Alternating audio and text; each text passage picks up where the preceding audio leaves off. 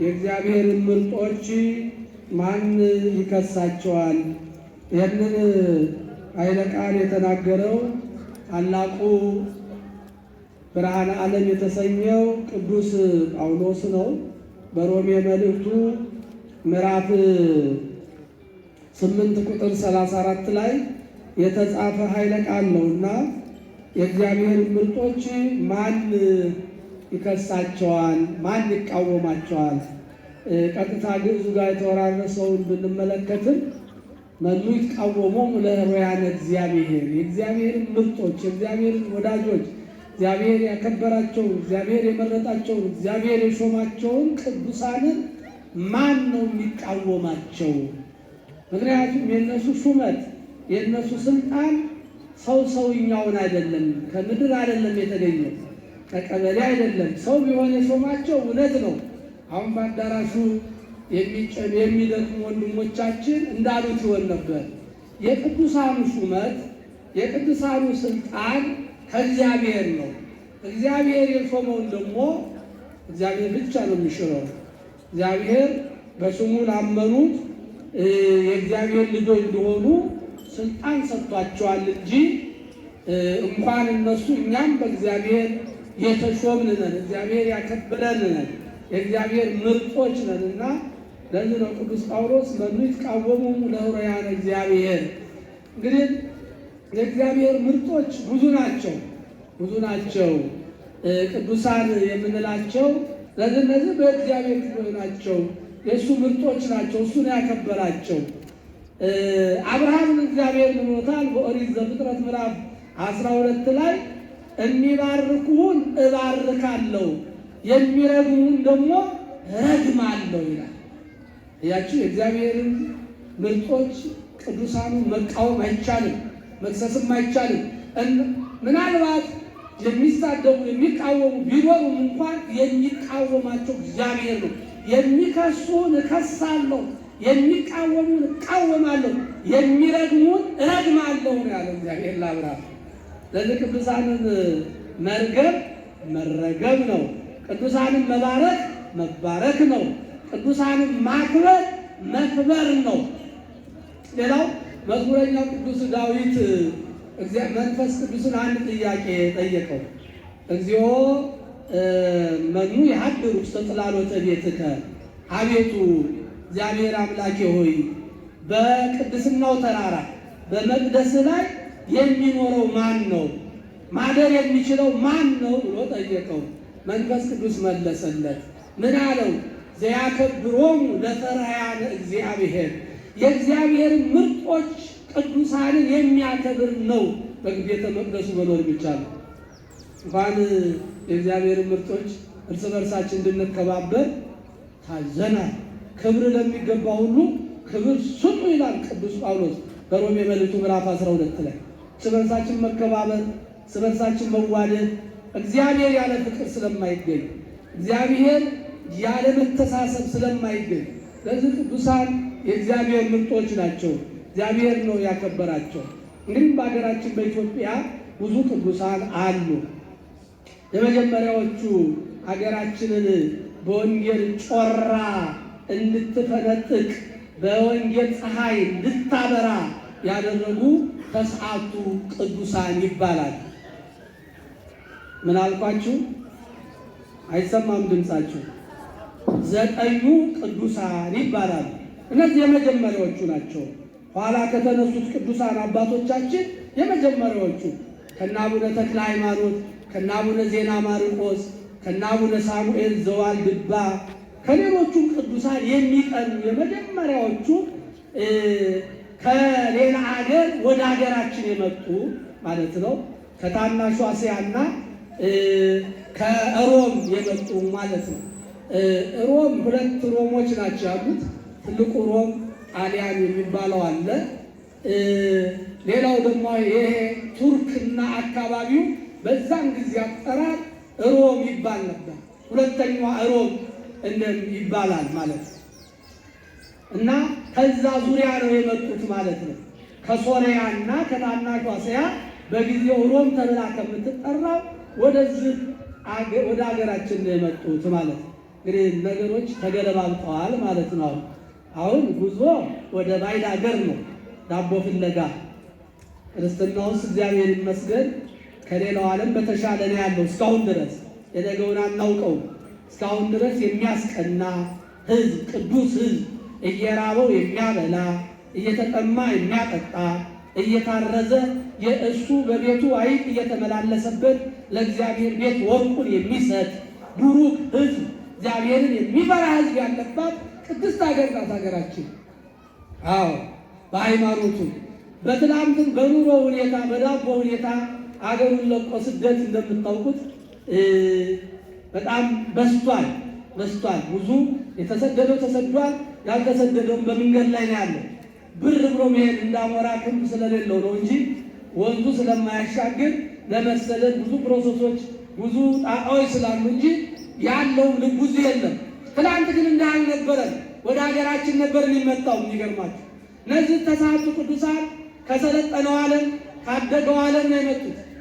አዎ እነሱ ወደ ሀገራችን እቺ የእግዚአብሔር ሀገር የሆነችውን የታቦተ ጽዮን ማደሪያ የሆነችውን የመስቀሉ የግማደ መስቀሉ የመስቀሉ ሀገር የሆነችውን ኢትዮጵያን ማየት ፈልገው ስለ ሃይማኖታቸው ወደዚህ መጡ።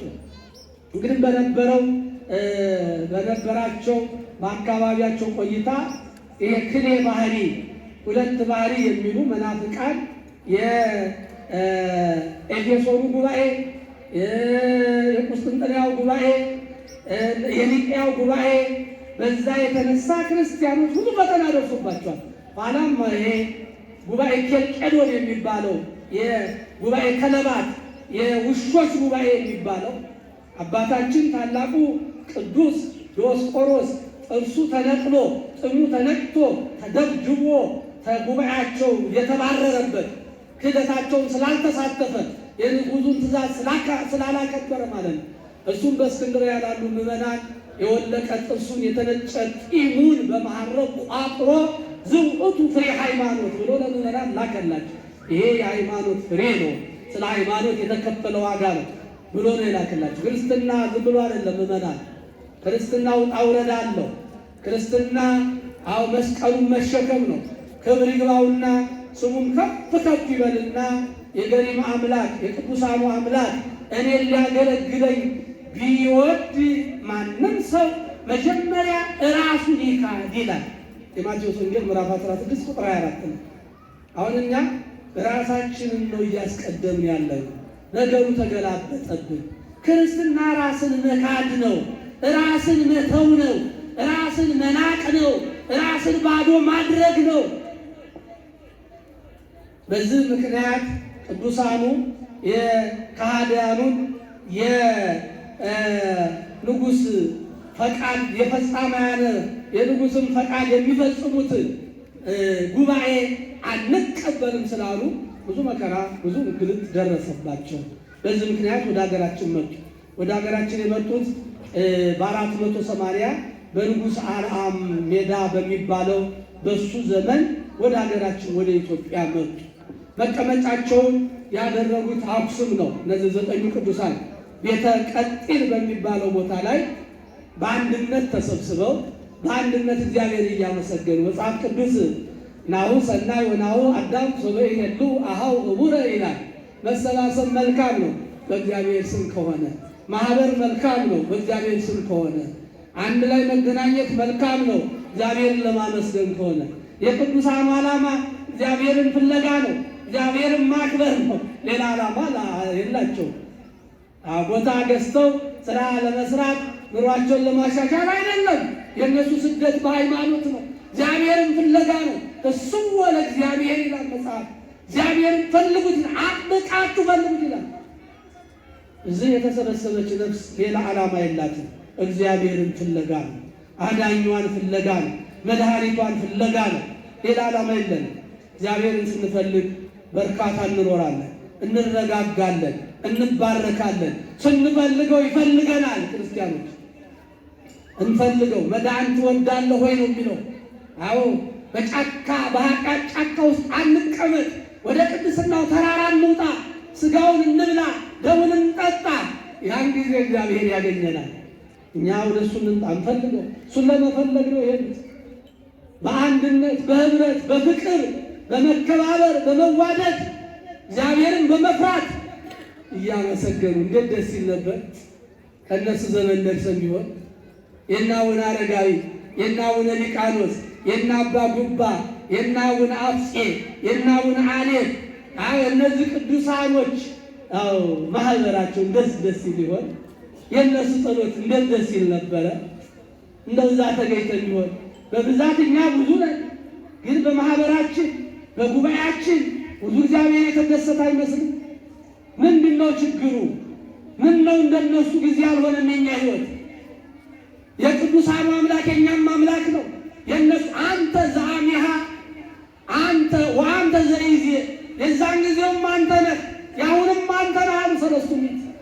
የሐዋርያት አምላክ አንተ ነህ አሉ ሰለስቱ ምዕት 318 ሊቃውንት። እነዚህ እና አቡነ አረጋዊ ከመጡበት አካባቢ ያሉ ናቸው። የሰለስቱ ምዕት የተነሱት ከዛው አካባቢ ነው።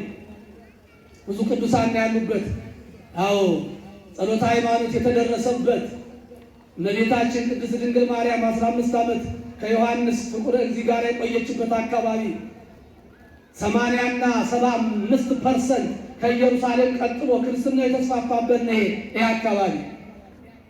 ከዛ ነው የመጡት እነዚህ ቅዱሳን፣ እነዚህ የበረከት አባቶች፣ የበረከት ምንጮች። ኑሯቸው በአንድነት በአክሱም ፊት ለፊት አድርገው አንጻሬ ያለ ታቦተ ጽዮን ፊት ለፊታቸው ታቦተ ጽዮንን አድርገው በአንድነት ጧትን ማታም ጸሎታቸውን በማድረግ ጉባኤያቸው በእግዚአብሔር የተወደደ ነበር። አንዳንድ ሰው ጉባኤው በእግዚአብሔር የተወደደለት የሚመስለው በሰው የብዛት በቁጥር ብዛት ይመስለው። አይደለም። እግዚአብሔር በሰው ብዛት አይደሰትም፣ በጭራሽ አይደሰትም ይላሉ ሊቃውንት። ጥቂት ወርቅ ያለው ብዙ መዳብ ባለው እንደማይቀና ወርቁ ትንሽ ስለሆነ በመዳቡ አይቀናም። ጥቂት መዳብ ያለው ብዙ ብር ባለው አይቀናም። ደረጃቸው ይለያያል። እግዚአብሔር ጥራት ነው የሚፈልገው። በአብርሃም ጊዜ ያገኘው አንድ አብርሃምን ነው። በኖህም ዘመን ያገኘው አንድ ኖህን ነው። ፈቃዱን የሚፈጽሙ የቁጥር ብዛት አይደለም፣ በቁጥር ትንሽ ናቸው። በእግዚአብሔር ፊት ግን ሞገሳቸው ልዩ ነው። 9ቱ ቅዱሳን በአንድነት ሲኖሩ እግዚአብሔር መንፈስ ቅዱስ እንግዲህ የመጀመሪያው የመጡት አቡነ ጰንጠሌዎን ናቸው። ታላቁ ጰንጠሌዎን ይባላሉ። እሳቸው ናቸው ቀድመው የመጡት። ስለዚህ በዛው የቅዱሳኑን ህብረት እያጠነከሩ እያበረታቱ ለወንድማቸው ለመንፈስ ቅዱስ ወንድማቸው ለአቡነ ገሪማ ወይም የመጀመሪያ ስማቸው ይስሐቅ ይባላል መልእክት ላኩባቸው። እንግዲህ አቡነ ገሪማ ትልቋን መንግስት ይመሩ ነበረ። በአባታቸው ተተክተው አባታቸው መስፍያኖስ እናታቸው ሰትነግያ ይባላሉ። ሁለቱ እግዚአብሔርን የሚፈሩ እግዚአብሔርን የሚወዱ በሕጉና በስርዓቱ የሚሄዱ እንደ ቅዱሳኑ ታሪክ የእግዚአብሔርን ልብ በጸሎት አንኳኩተው ያገኟቸው ናቸው። አብሶ እናታቸው እመቤታችንን በጣም የምትወድ አባታቸው ንጉሥ ነው። ለቤተ መንግስቱ ስርዓት ቢሯሯጥን እናታቸው ግን በየጊዜው ከእመቤታችን ፊት እየቆመች ትማጸን ነበር እግዚአብሔር። አንድ ቀን ባሏን ጥር 21 ቀን ወደ ቤተ ክርስቲያን ይዘው ሄደች። በጸሎት ንበርታ፣ አንተ ንጉሥ ነህ፣ መንግስትህን የሚወርስ ልጅ ያስፈልጋል፣ እኔም የዓይኔ ማረፊያ ያስፈልገኛል ብለው አለቀሱ። እግዚአብሔር እንባቸውን አበሰ፣ የእኛንም እንባ ያበሰልን። እግዚአብሔር ልጆች ወደ እግዚአብሔር ቤት ስትመጡ ካላችሁ በሉ ጥሩ ነው። እልልታ እኮ እየከፋን ምልል ይባላል፣ እየራበን ምልል ይባላል። ለምን? እልልታ ዝማሬ ነው። ተገልብጦ ስታዩት እልልታ እኮ እንዲደምቅ አይደለም። አሁን በዛው ደምረቱ ላይ መምህራኑ እልል በሉ ይላሉ። ብዙ ጊዜ እንዲሞቃቸው አይደለም፣ ምስጋና ነው። ብፁዕ ሕዝብ ዘየአምር የብቦ ይላል። እልልታ ምስጋና የሚያቅሰው እልል የሚል ዜማ ማለት ነው። የእናንተ ዜማችሁ ጸሎትኳችሁ፣ ቅዳሴያችሁ እልልታችሁ ነው። እልል በሉ ስትባል ሌላ የላችሁ ይሄ ነው። አመስግኑ ማለት ነው። አሁን ምስል እልል በሉ ይገባል። ክብር ምስጋና ለእሱ ይሆናል። ስለዚህ እዛ ስዕል ፊት ተደፍተው እመቤታችን ስዕል ፊት አለቀሱ። እመቤታችን መልስ ሰጠቻቸው። የተባረከ ልጅ እግዚአብሔርን የሚፈራ ትልቅ የሆነ የራስ ጠጉሩን እንኳን ማንም ቢሰበሰብ የማያክለው ብፁዕ ቅዱስ የሆነ ልጅ ታገኛላችሁ አሏቸው። ኅዳር 7 ቀን አባታችን ተወለዱ። ከዛ በኋላ በጥበብ በፈሪሃ እግዚአብሔር አደጉ። አድገው አባታቸው ሲያርፍ የአባታቸውን መንግስት ተረከቡ። ታሪኩ ብዙ ነው። ገድላቸውን አንብቡ። ስንክሳሩም ላይ አለ። ሞባይላችሁ ላይ ሰርች ማድረግ ትችላላችሁ። ዛሬ ዘመኑ ለዚህ ጥሩ ነው። የተሸከምነው ሞባይል ለጥሩ ነገር ከዋሉ ጥሩ ነው። እኛ ግን ለስድብ፣ ለክፋት፣ ለትችት፣ አባቶችን ለመዘርጠት፣ ቤተክርስቲያንን ለመሳደብ፣ ቅዱሳንን ለመሳደብ፣ በባለ ትዳሮች ላይ ለመቀለድ፣ ለመጥፎ ነገር አደረግነው። ካወቅንበት የያዝነው ነገር መልካም አባ ለእማይ መርከባቲ ገረገራ ዋልድባ ኢቲ ይላል ባለቄኖው ሊቅ። አሁን ሰምታችኋል። በዚህ በሚዲያ ሰሞኑን ስለ መነኮሳት ዝም ብሎ ሲራኮት ማለት ነው። ምንድነው ያው የጠቀስኩት? አባ ካወቅባት ገረገራ ዋልድባ ናት። እኛ የትም መስራት ነው የሚገባል። አሁን የትኛውም ቦታ ጊዜያችን መጠቀም ነው።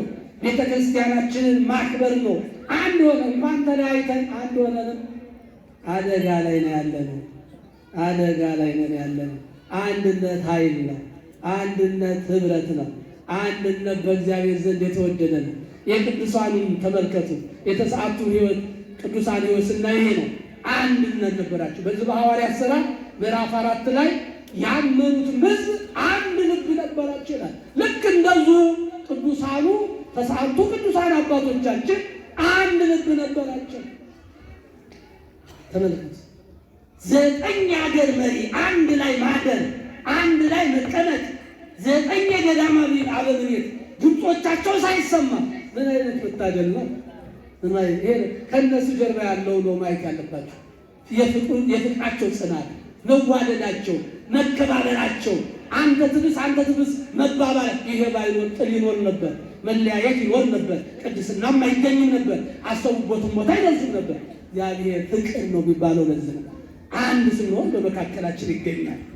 ስለዚህ መዋደድ ከቅዱሳኑ፣ ህብረትን ከቅዱሳኑ፣ ፍቅርን ከቅዱሳኑ፣ አብሮ መብላትን ከተሰዓቱ ቅዱሳን፣ አብሮ መኖርን አሁን እኛ አብሮ መኖር አቅቶናል። እነዚህ ተሰዓቱ ቅዱሳን ሀገራቸው ሁሉም አይገናኙ፣ ተጨራሽ አይገናኙ። ያገናኛቸው አንድ ነገር ነው፣ እሱም እግዚአብሔር ነው።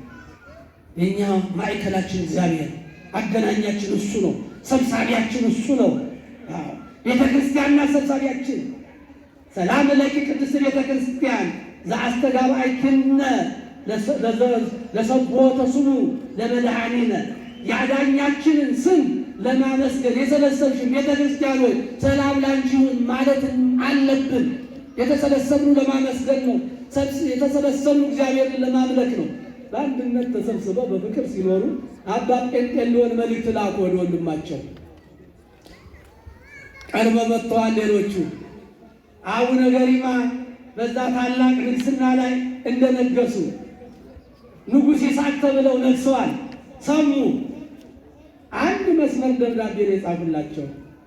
ኦ እሁየ መንግስት ህስስ መንግስተ ሰማያዊ መንግስት እሰ እንተ በምድር ይሐልፍ ምትላል። ወንድሜ የሰማያዊን መንግስት ፈልግ፣ የምድሩ ያልፋል አሏቸው። በጣም የሚገርም ቃል ነው። ያልፋል እኮ የማያልፋል ያልፋል። ስንት ነገር አሳረፋችሁ በእድሜያችሁ ክርስቲያኖች። በዚህ በጥቂት ዘመናችን ስንት አሳለፍን፣ ስንት አየን።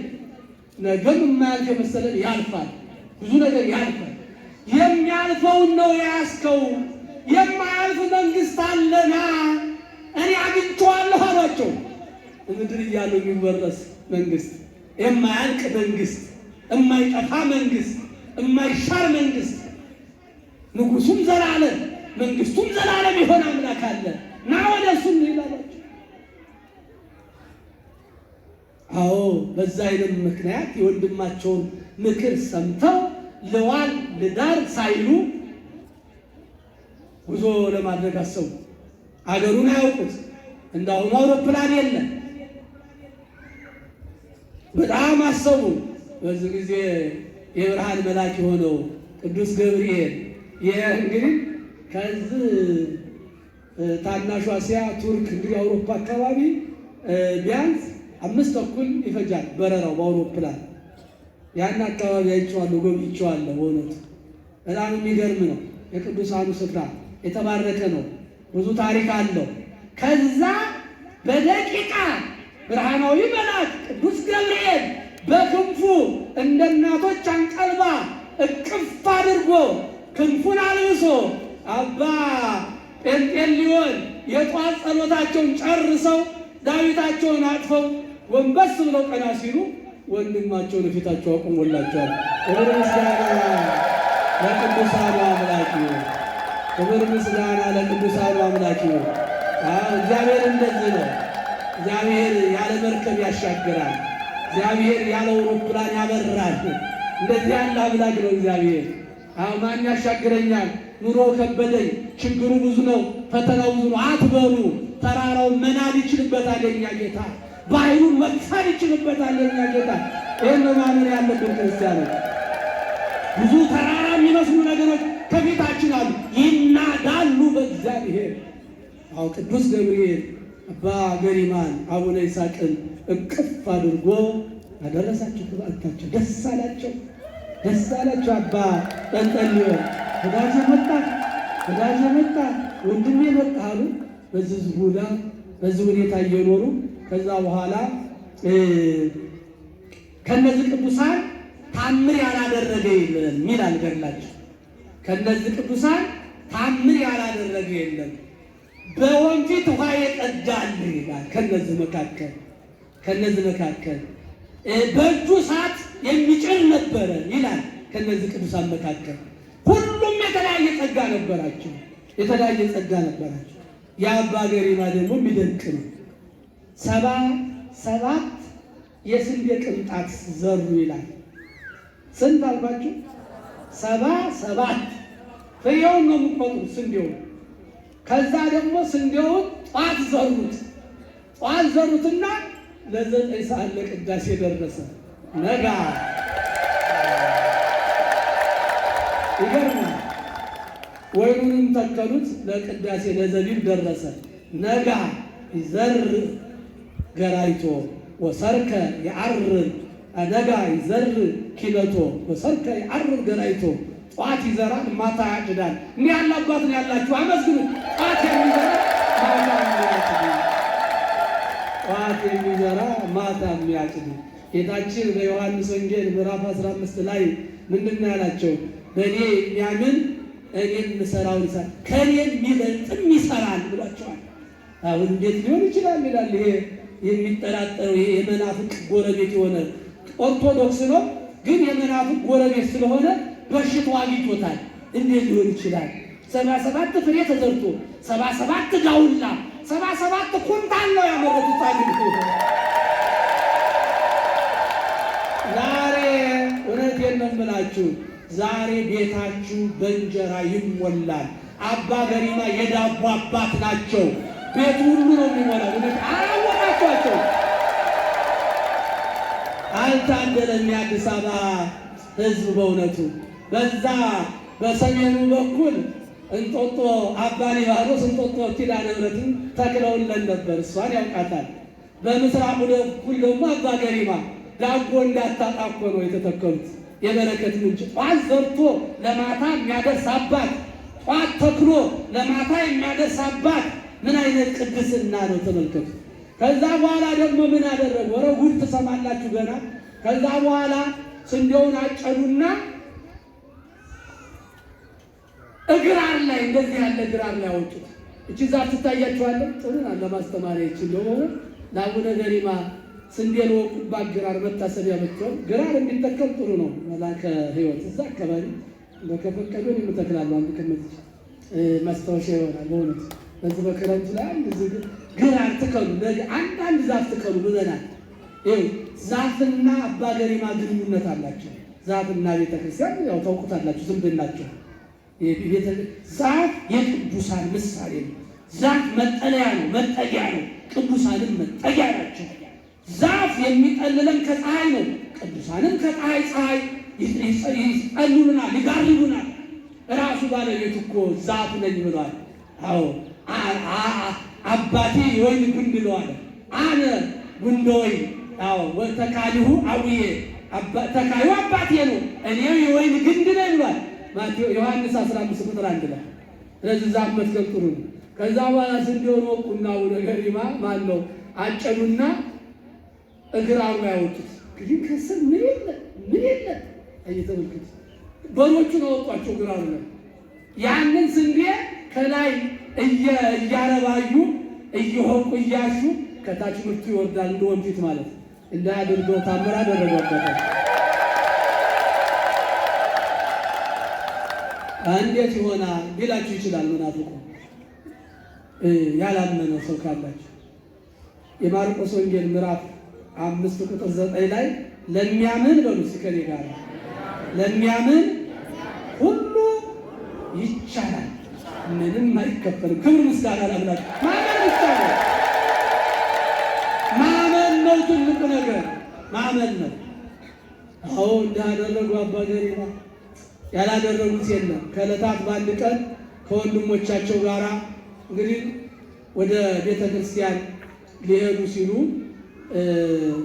የጠዋት ቅዳሴ ነበረ፣ ዘመነ መራዊ ስለነበረ በአንድ ቀን ከዕለታቱ በአንድ ቀን ምሳ ቁርሳቸውን በሉ። ሌሎቹ አቡነ ገሪማ አባታችን አቡነ ይስሐቅ ወይም አሁን የኋላው ስማቸው አቡነ ገሪማ ያችን መቁነናቸውን ቅዱሳን ሲበሉ አይተያዩም። ይሄ የገዳም ስርዓት ነው። መሰሰት እንዳይኖር ነው። አንዱ ትልቅ ይጎርሳል፣ አንዱ ጠቀለለው እንዳንል። እኛ ስንበላም እየተባላን ነው የምንበላው እኮ እየተባላን ግን አንላለን። ሰውዬው እኮ እየገረመን ነው። አበላሉ ከባድ ነው። እየተባላን ከመብላት እግዚአብሔር ያድነን። እየበላን እንባላለን። ሰው ጋብዞ በገዛ እንጀራው በገዛ ምግቡ ወንድሙን የሚያማ ሌላ ኃጢአት። ቅዱሳን አይተያዩም። አቡነ ገሪማ ድርሻቸውን ጥቅልል አድርገው አኩፋዳቸው ውስጥ አድርገው ነበር። ከዛ ትንሽ እልፍ እንዳሉ ከጉዞ ብዙም ሳይርቁ ካህናት መጡና አረ አባቶች ክርስትና ሊታጎልብን ነው። አሁን ቅዳሴ ትልቁ ታጎለ የሚባለው ክርስትና ሲነሳ የሚነሳ ክርስትና ካለ ሲቀር ነው። ሌላ ጊዜ ቆራቢ ከሌለ አይቀደስም። አሁን አዲስ አበባ እንደ ፋሽን ሆኖ ነው እንጂ በየቀኑ የሚቀደስ ቆራቢ ከሌለ ነው የሚቀደስ። እናንተ አትቆርቡ እንኳን በአዘቦት ቀን ሰኞ ማስከኞ ቀርቶ እሑድ እንኳን አትቆርቡ። በትላልቅ ገዳማ ማህበረ ሥላሴ ዋልድባ ብትሄዱ በሚቆረብ ጊዜ ነው የሚቀደስ። ሌላ ጊዜ ማይጠንትና ሳታት ቅዳሴው ጥሩ ነው። በየቀኑ መቀደሱ ጠርቼው አይደለም። ቆራቢ ግን ያስፈልጋል። ሁሌ የበይ ተመልካች ሆነ እና በዚህ መንገድ ባካችሁ ጉል እንሆን ነው። የ40 ቀን ሕፃን ክርስትና ሊታጎልብን ነው። ቅዳሴ ሊታጎል ነው። አግዙ እርዱን አሏቸው። መነኮሳቱ የሚጠቅሙን ለዚህ ነው። አባቶች የሚጠቅሙን ለዚህ ነው። ከዛ በኋላ አቡነ ገሪማ እሺ ብለው ገቡ።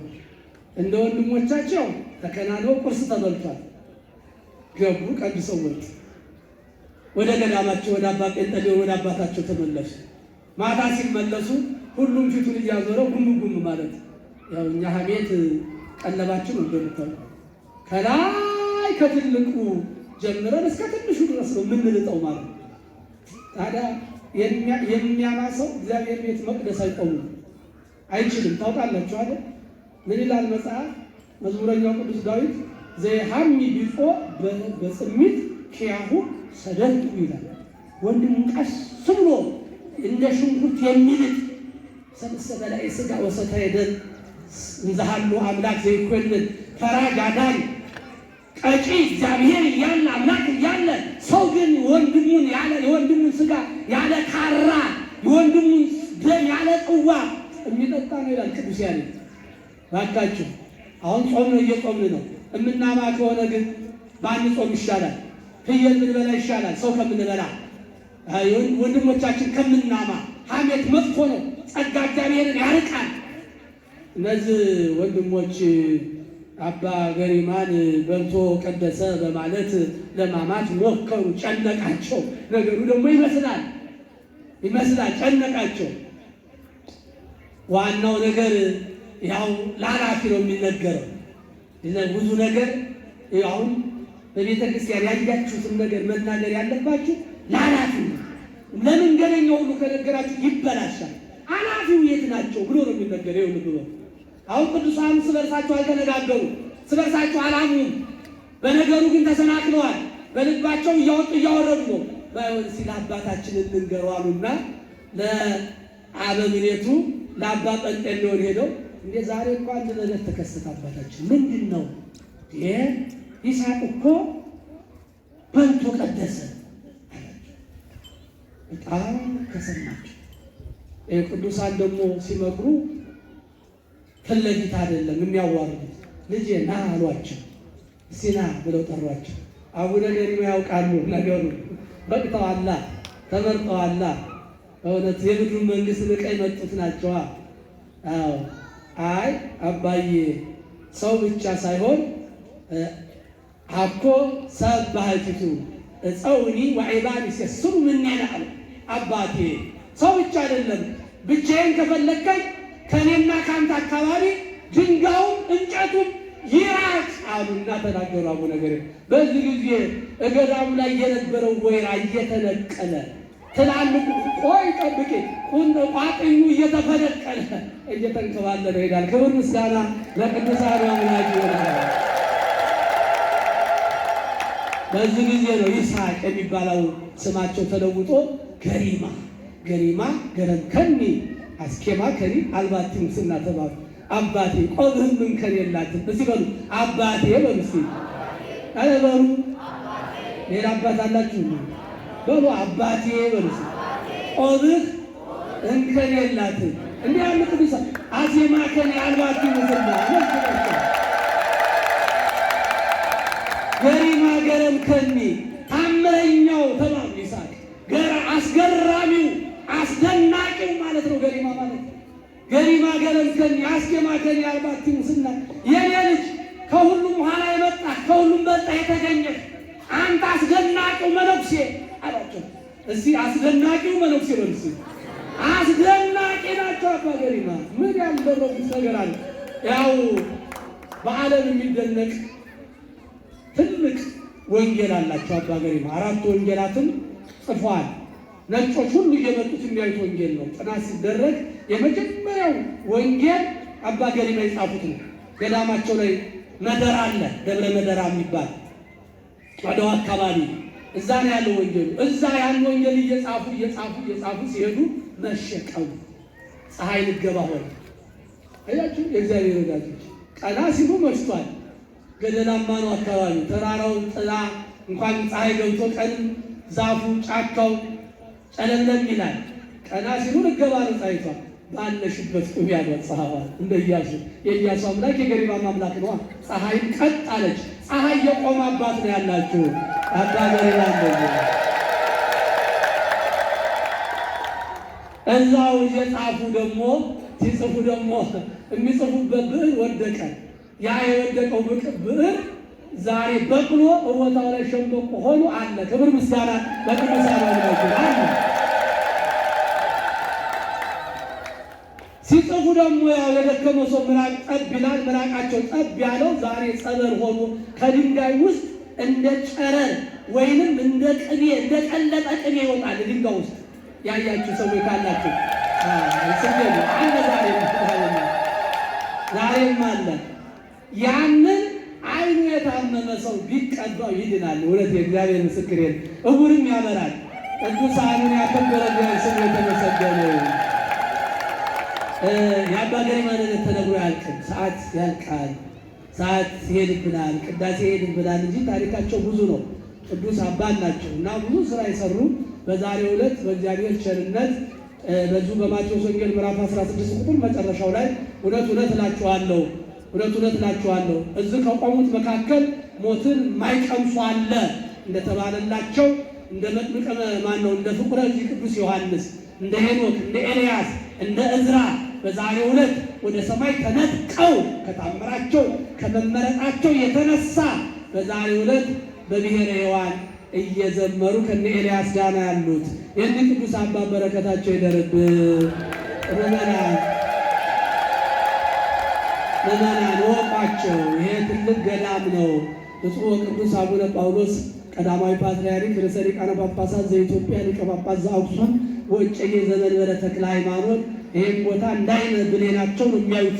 በእውነቱ አቀማመጡም የተለየ እውነትም ደብረ ቀርሜሎስ እስራኤል ሀገር የሄዳችሁ አይፋን ለማየት የእስራኤልን ወደብ ሰሜን እስራኤልን ለማየት ልክ እንደዚህ ነው የሚገርማችሁ። አይፋ እንደዚህ ያ ባይሆን ውሃ አለ ወንዙ። ኤልያስ የጸለየበት የነበረው ደብረ ቀርሜሎስ ደመናዋ ከውቅያኖስ ውሃ ተሸክማ ስትወጣ ያየበት ልክ እንደዚህ ቦታ ነው። ይሄ ከተማ ሆነ ተሰራበት ውሃ የለም እንጂ እንደዚህ ነው፣ እንደ ቀጥታ ማለት ነው። ስሙንም ያንን አይተው ያወጡለት የበረከት ቦታ ደብር ቅዱስ ቅዱሱ ተራራ የተባለ ነው። ቅዱስ ያሬድ እንግዲህ ለእነዚህ ቅዱሳን ዘምሮላቸዋል። በሁሉም አባ ገሪማ ቄስ ዘመደራ የመደራው መነኩሴ የመደራው ባህታዊ የመደራው ተጋዳይ የመደራው የምናኔ አርበኛ ብሎ ዘምሮላቸዋልና የእነዚህ ቅዱሳን በረከት ይደርብን። መንግሥት ቃወሙሙ ለሕሩያን እግዚአብሔር የእግዚአብሔር ምርጦች እንደዚህ በግብረ ተአምራት በመንክራት የሚያደርጉትን ቅዱሳኑን የሚቃወም የለም። ያከበራቸው እግዚአብሔር ነው፣ የሾማቸው እግዚአብሔር ነው። ድንቅ እንዲያደርጉ የረዳቸው እግዚአብሔር ነው። የእነሱ ጸጋ፣ የእነሱ መመረጥ፣ የእነሱ መባረክ፣ የእነሱ ታምር ማድረግ ከእግዚአብሔር የተሰጠ ነው። እግዚአብሔር ነው የሾማቸውና የእሱን ተሿሚዎች የእሱን ምርጠኞች ማንም አይከሳቸውም። የሚከሳቸው አለ እንደ ይችላል አይችልም፣ ማንም አይችልም።